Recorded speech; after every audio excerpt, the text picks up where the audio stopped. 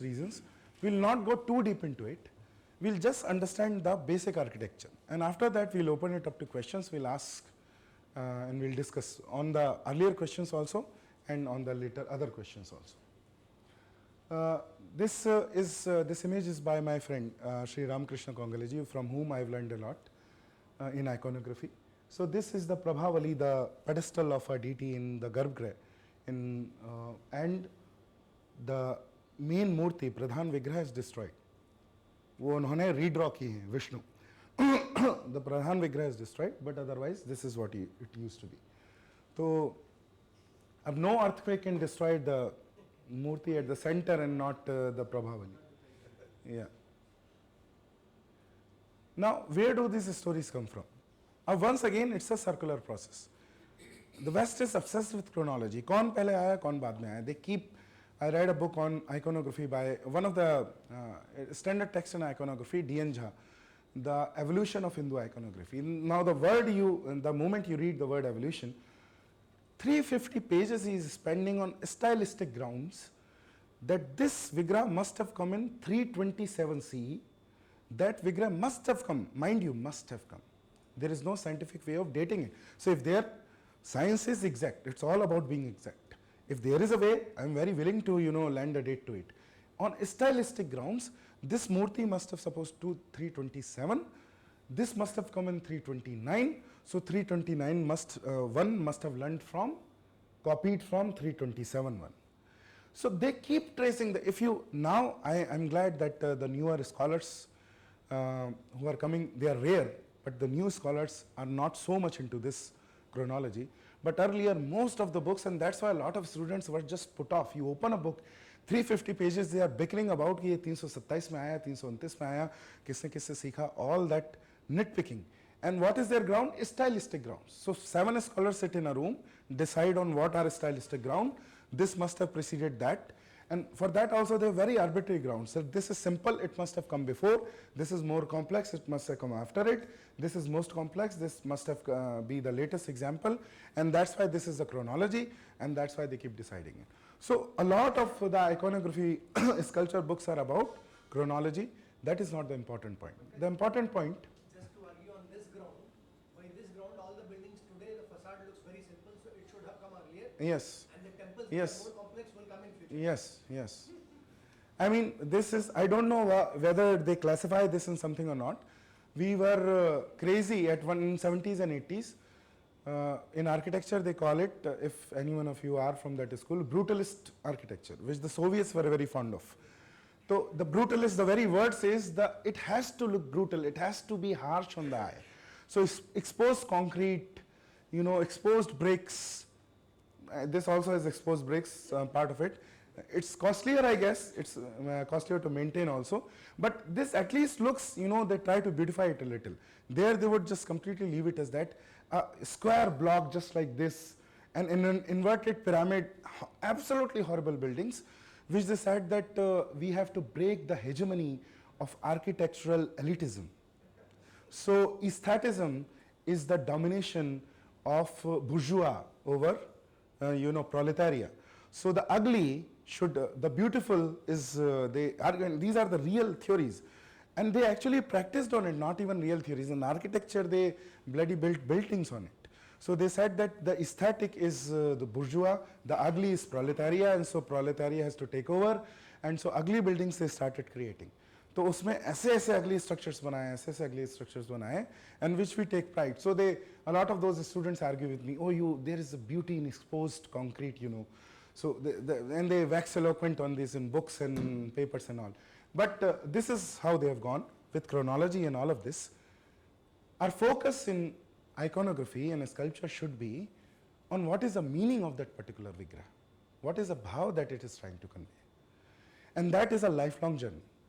I have started on it. I am far from finished, because if you read all of these scriptures, I am only halfway through it. If you read all of these scriptures, the Puranas, the Agamas, the Itihasas, and then you start going to the temples, you start seeing a lot of them on the walls. The journey is so deep, the symbolical journey that you take is so deep and so interesting. That is the real part of it. All Hindus always ask, what is the meaning of this? इससे मिलेगा in real terms, what do I get from this? And not what कि हाँ ये इससे पहले आया उससे पहले आया. We are not much concerned by ये इससे पहले आया ये उसके बाद में आया. We are concerned by what is the real meaning of this. So this is what it somewhat bases on. First of all, one of the most basic distinctions is Shivling. We all know it's a representation of Shiva, and it is the most common form of Vigraha that you will find all over in India. If you count all the temples and their garbhagrihas, I think Shivlingams will outdo any other Vigraha, any other deity by a ratio of 9:1 or 10:1 or something like that. Because, and imagine the resilience, imagine, I don't know whether our rishis foresaw what was going to happen to our temples during the medieval invasions, or they did not, or that is the fundamental architecture of our society, is that it's so easy to build a Shivlinga. And a lot of temples which were destroyed in medieval era, earlier in a lot of them there was a Sakala Murti, a completely carved out Shiva. But after that destruction, when there were no longer artisans, no longer sculptors who could do that kind of work that easy, so then they also created Shivlinga. So, but it's not because of that. It suffices for Shiva, it suffices for the deity. But in our hardest of times, they also became our strength in the sense that our temples never became Vigraha free. Our garbhagrihas did not become garbhagriha free. So it is a symbol of Shiva. It has also three parts. The one that is visible, the one that is in the Vedi, and the one that is underground. So Shiva, Vishnu and Brahma part. So it also has three parts. It is supposed to contain all three deities. Srashti, Sthiti, Laya, this is the basic framework that we use in Hindu Shastras. That first there is creation, then you uphold that creation, sustain that creation, and then there is Laya. Laya is dissolution, not destruction. So they see Tandava as a destructive dance. It's not destructive, it's Laya. Because everything which is born, it should find a way to dissolve itself. If it doesn't, it becomes cancerous. What is cancer? It is uncontrolled growth of tissues. What is life in one case, when it is uncontrolled, becomes cancerous. The Western civilization, of course, is cancerous in the way because it is very creative, intensely creative. On any given day, if you go to the US today, the people can referring to them. Now, another terminology, Utsav we heard, Chal Murti, Snapan, जिसको हम स्नान कराते हैं, कई बार they are same, कई बार they are also different. So it depends on also how big the temple is, how rich the temple is, and Bali, जिस पर हम, of course, जिसके सामने, Bali is not just of animals. So a lot of people are very confused about the word Bali. Bali is that word means a lot. In many of the Vaishnav temples also, where there is no non-veg prasada offered, there is Bali Peet. Now what is that for? Whatever you take, flowers, fruits, vegetables, whatever to offer to the god, there is a Bali Peet, you offer it there and then you proceed forward. It is also supposed where you are supposed to offer Bali to your own ego, your own petty self, so that when you move inside, you actually climb the higher stages of consciousness that are supposed to happen. And Kautuk is simply where you निहारने के लिए, देखने के लिए, दृश्य जो बहुत सुंदर हैं, जो इतने ऐसा कहा जाता है, there are a lot of deities, for example, Jagannath Puri, when we also took an Anveshi, at least 4 or 5 people just broke down. They had darshan, came out, broke down, started crying, loudly crying. So if somebody asks what happened, is that I've never seen such a beautiful drashya seen in my entire life. So his quality, Jagannath Puri, the Bhagwan, his quality is that he's so beautiful, so mesmerizing, that he just with beauty, with aesthetics, he converts your entire being into and elevates it to another level. So that they are supposed to be beautiful. There are different purposes of those murti. Now inside the garbhagriha, this is the gate of a temple. Acha, imagine this piece, yahan tak, it is carved out of a single stone. Imagine how many portions there are. there are Navagrahas, there are various other attendants, beings, various other figures carved out from a single stone. This is the gate of a Garbhagriha. Inside you will find the main deity, Mool Virat Garbhagriha, what we called as Dhruv Bera, Achala Murti. And then outside you will find Parvar Devtas. For example, in a Shiv temple, generally you will find एक side में, on one side Mahishasura or Durga of any other form. On one side there will be Kartikeya, on one side there will be Ganpati. So the entire family of Shiva, Parvar Devta, will be there. And this also used to happen. So for example, 5 sampradayas we talked about: Panchayatan, Shaiv, Vaishnav, Ganpatya, Saurya and Shakta. तो उसमें शक्ति, गणपति और शिव, ये तो 3 संप्रदाय तो family ही बना दिया. So they are family in true, of course they exist and that's how we exist. But imagine at the wisdom of a civilization in which gods are not enemies of each other. Otherwise some orthodoxy would have, some monotheism of a kind would have been created, but they are families of each other. Kartikeya is also a great sect in south. So Kartikeya also becomes one of the Panchayatan deities in many temples there. So 4 तो ऐसे appropriate कर लिए. Vishnu might have been too big to become just a family of Shiva, but he is also part of, because Vishnu's sister is supposed to have married Shiva. So Parvati, or one form of the goddess, is supposed to be the sister of Vishnu. और उसमें तमिलनाडु में there are temples in which yearly this entire procession happens. So entire marriage happens, in which Vishnu is coming and there is a river. On this side is the Shiv temple, on that side is the Vishnu temple, and so the Vishnu comes with his sister, and then there is proper fight between the two sides with all the abuses जो हिंदू शादी में होता है, आज भी होता है, गाली गलौज, मारपीट, सारी जो भी आप चीजें समझ सकते हैं. It's not a degradation. It's there, it exists between the gods also. सारी अगर आप सुनेंगे तमिल में अच्छी अच्छी गालियां देते हैं वो एक दूसरे को. तो वो पूरा full blown Hindu marriage with all its nitty gritties and creepy crawlies all together there. So ये इस तरह के relations को create करते हैं. तो ये जो generally this space that is around, that is called as spaces of Parvar Devta.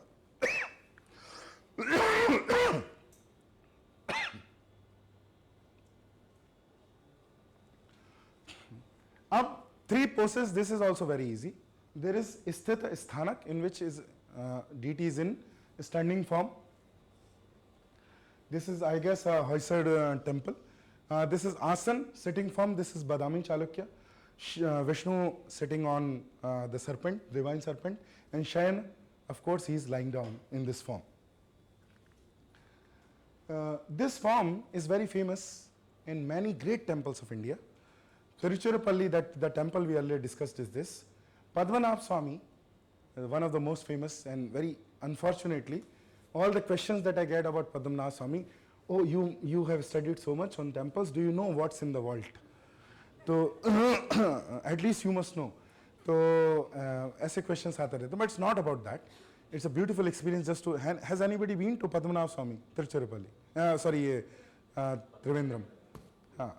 At least 6 or 7 people. Tiruchirappalli, who has gone to? Also 4 or 5 people.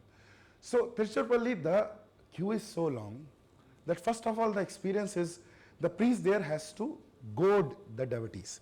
तो आप ऐसे आ रहे हैं, ये भगवान यहाँ पर हैं और आप चलते जा रहे हैं, और क्योंकि you only get 3 to 4 seconds, तो they cannot allow you to have your own agency, and it's very dark. So the Garbhagriha is dark and he is lying ऐसे शयन मुद्रा में. तो आपको देखना पड़ता है, और दर्शन तब पूरे होते हैं जब आप मुख के दर्शन करो, नाभि के दर्शन करो और पैर के दर्शन करो. तो तीनों से आपका दर्शन पूरा होता है. नाभि यहाँ से क्रिएशन हो रहा है, पद जो बहुत पूज्य हैं, और मुख तो ये पूज्य है ही. उनके 3 वो तो पद्मनाभ स्वामी, उधर तो 3 भी नहीं, तिरुचिरापल्ली में तो 3 doors भी नहीं. It's you have to see from there, and आप बाहर बहुत लाइट है, so it's flood lights, and suddenly गर्भगृह में बहुत नेचुरल लाइट्स हैं, दिए जल रहे हैं. So it's very difficult. So the priest assist you. And assist कैसे करते हैं कि आप यहाँ आ रहे हैं, वो प्रीस्ट ऐसे खड़ा है, वो आपको 3 चांटे मारता है. एक चांटा ऐसे मुख, दूसरे चांटे पे नाभि, तीसरे पे पैर और चौथे पे बाहर। तो पहली बार तो मुझे हुआ, मैं कहा क्या हुआ, what happened and what was there. तो पहली बार तो दर्शन वर्शन कुछ नहीं हुए। सो दिस इज बिकॉज अब लोग they complain a lot about ये हो गया है, and people have this very responsible way of renting, we rent a lot, कि अरे देखो कैसा कर दिया है। अब what will they do, there are lakhs of general queue there in Tiruchirappalli 24 hours 20 hours, जिसको धर्म दर्शन बोलते हैं अभी, so that not everyone takes that much time. They have put tickets, because how will they choose? They cannot tell that you are the one who is allowed to go and you are the one who is not allowed to go. They have no ways of choosing, so they put tickets 1,000, 500, 300, and if you are old, if you are infirm, then there is no queue. They will just lead you towards darshan and come out. So that's how they are maintaining all of these queues, and that this mudra is generally very, very common. Now another thing that a lot of leftist book will tell you, this is also copied from the lying Buddha pose. But actually all the darshan that comes with this pose is there in our shastras much before the age of Buddha. So that darshan exists from much before. Now the sampradaya which we know as Bauddha must have taken inspiration from those same texts, same cultural atmosphere, and we would have taken the inspiration from there too. But this way of thinking, what came first and what came later, once again becomes very wrong.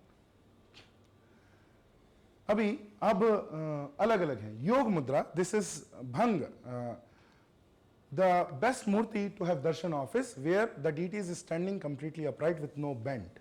It is also called as samabhanga, जिसमें एक ही तरह का भंग हो या अभंग जिसमें कोई भंग नहीं है, दो तरह से उसको बोलते हैं. तो that is the most sattvic murti and that you have darshan of. फिर उसके बाद बोलते हैं द्विभंग त्रिभंग. तो त्रिभंग क्या होता है, द्विभंग में थोड़ा सा रिलैक्स पोस्चर है, जैसे आप खड़े हैं जब वंदे मातरम अथवा जनगण मन जब आप गाते हैं तो you are standing in very erect position.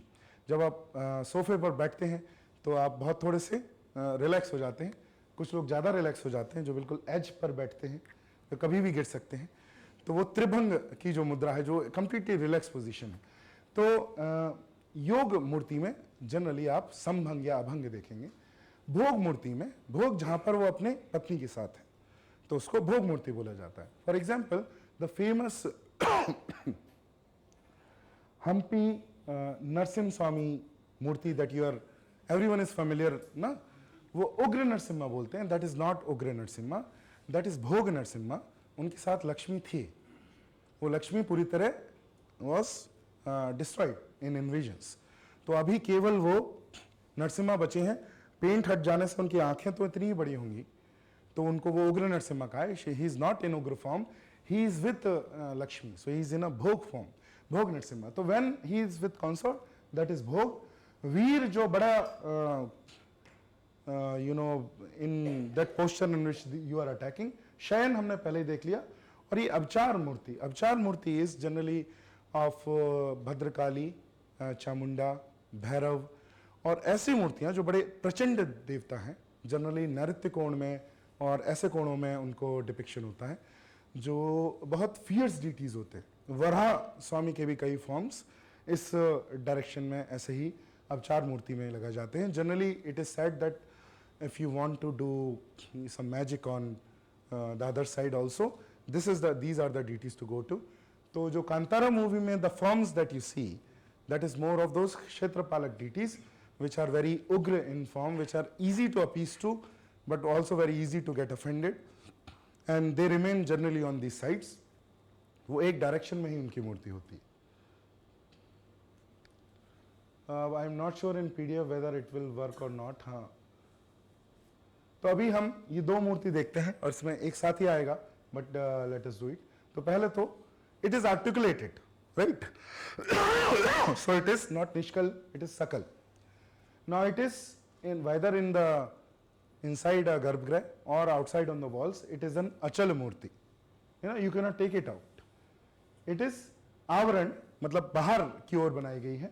It is asana in a sitting posture, and yoga, because it's a yogic posture, he is not relaxed with the consort, He is sitting very erect. So yoga posture. Here it's a very contemporary murti. So sakal, of course, achal, आवरण बाहर की ओर, स्थानक. अब ये वो आसन है, ये स्थानक है. And veera mudra. Hanuman is most commonly Anjaneya जो मुद्रा है वीर मुद्रा में है in is full form, not just attacking the enemy but helping the friends. In that form he is there. Now there are many other distinctions, temple types में many other distinctions हैं, but instead of going and in first encounter too deep into that, this is enough that you get to know what is what, how you identify them, and then you go on about. I will give you a little glimpse of what they are. After that we will have some questions based on earlier lecture and this lecture also. For example, we'll go through dynasties, because abhi in history books, if you study the textbooks, you will find that all of them are based on the style of dynasties.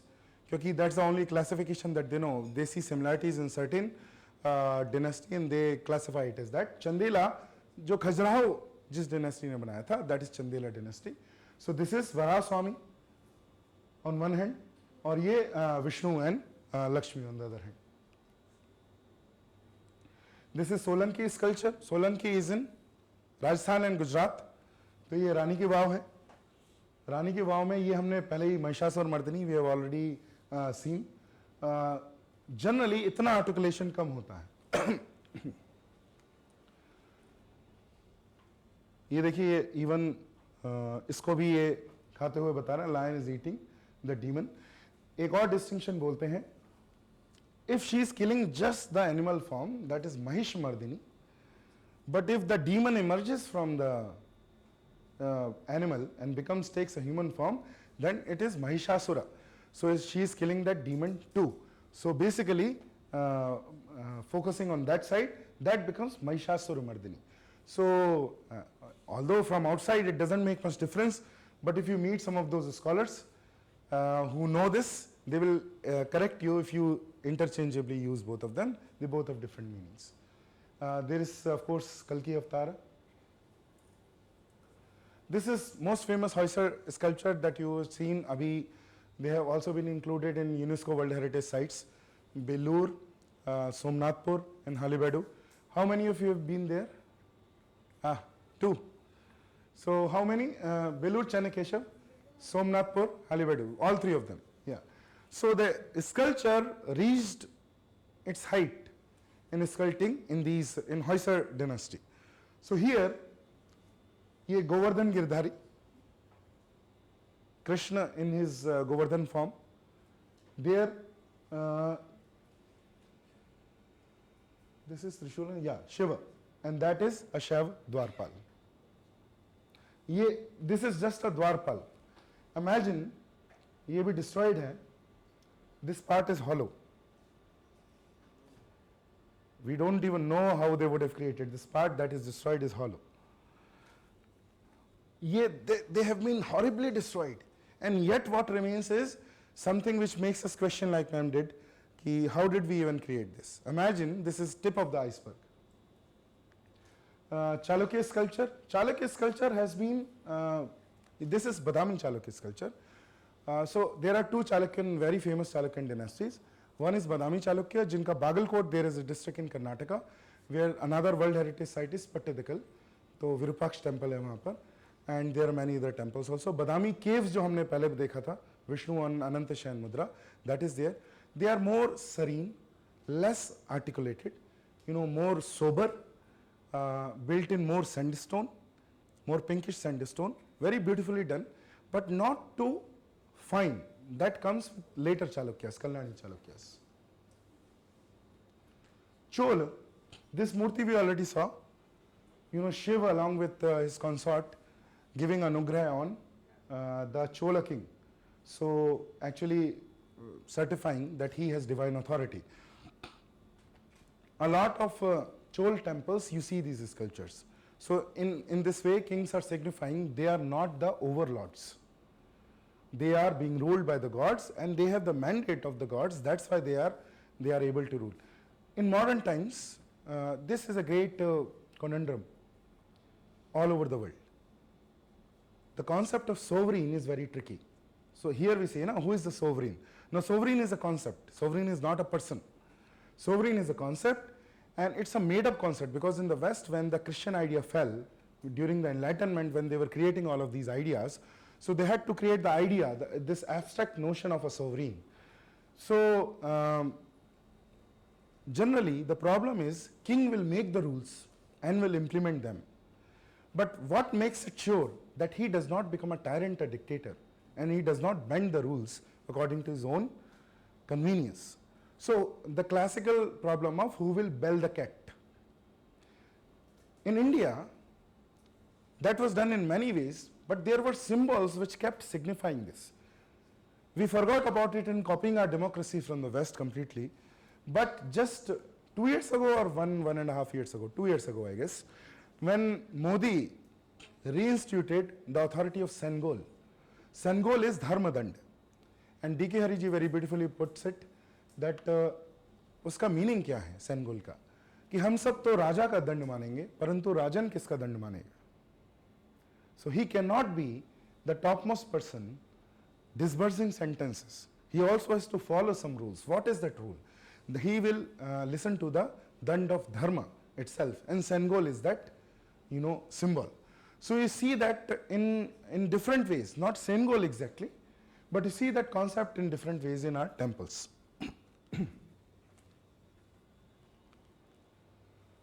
Pal Sen sculptures. Now Bengal had this. In architecture, we saw that post-Mughal architecture, Bengal saw so much of destruction that except in Purulia district, I guess some 2 or 3 examples remain of old Bengal architecture. In Assam, not even one remains. So Assam, if you go Kamakhya, they are all created by Ahom dynasty. The structures, but Ahom dynasty are only 700-800 years old. Before that, they were ruled by Pal, Sen, and different local dynasties also. As high up and east as Arunachal, Malinithan, you now find absolute ruins of very classical temples, which were so completely destroyed. So 2 provinces at least, even more than Kashmir, 2 provinces which saw absolute destruction of its temple was Bengal and Assam. So where very few, Bengal 2 or 3 survive, in Assam not even a single survives. So, but Vigraha survived, because kya hota tha, a lot of these priests, when the attacks happened, they would take away Achal Murti, which was not supposed to move, but in these emergency times, they would take out that Murti and hide it somewhere. And then most of the times what happened is that they themselves would get killed just after hiding it, or some time later, or they would die just with having no opportunity to take that Vigraha out and start worshipping it, because the times are not so conducive. And over 2 or 3 generations, you forget where it was. It doesn't become the imperative. Now you keep discovering. So there was a beautiful article also, the gods are coming up, where everywhere you now find, if you dig temple ponds and all, you will find some great, very intact Vigraha of Vishnu, of Shiva, right there. So they are not just thrown, they were hidden there for us, and we were supposed to find them. So when we are finding them, it's not accident. We were supposed to, that is a cycle that is coming full circle now, now when we are capable of doing it. So this is the strength. Look at this Ganpati, Natya Ganpati. He's in Atibhanga, dancing in so many different poses. Look at how different poses he is striking. This is the stone that they must have imported, because this stone is not from Bengal. So they must have imported this stone from elsewhere, created such great sculpture. Those are Vishnu, this is Ganpati. And such high quality of Vigrahas were made, as good as Solankis, as good as Chandelas, as good as Hoysalas in Bengal. Of that we find very little now. Kushan is one of the oldest, and look, but yet here we also have all of this. Vaman does not seem to have changed a lot. Even now if you would portray Vaman, he would be like this only. But Shiva, that Shiva is very, very different. Gupta sculpture also very graceful, less articulated, but very graceful. Look at that Narsimha. It's very huge. The real size is, I think, 8 to 9 feet. Pallava sculpture, that is Bhuvaraha. And this is Trivikram extending his leg.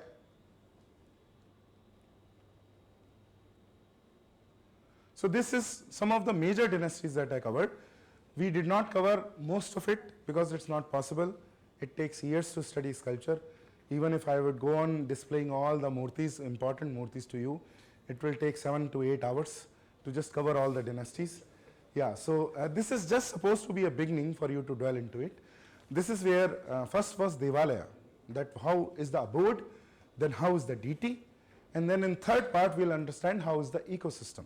So when I said temple is a living system, except the deity being living, that is also a meaning of how a temple is living, there is another meaning as an ecosystem, which we'll understand in the last part. Because when people ask what is its utility, if we are not interested, high spirituality, what is its utility? That is the third part that we'll discuss. So this is not to convey the point that spiritual utility is less. No, I'm not saying that. But to tell you, to discuss with you that Sanatana Dharma never thought in just one silo. So that's why Mohan Raghavanji has used the Gandbhairun, a civilization which looks at simultaneously inside and outside. So we never neglected Sansara. We also incorporate Sansara into it. So in the third part we'll study and we'll see how the entire world comes around it. Thank you. Now we can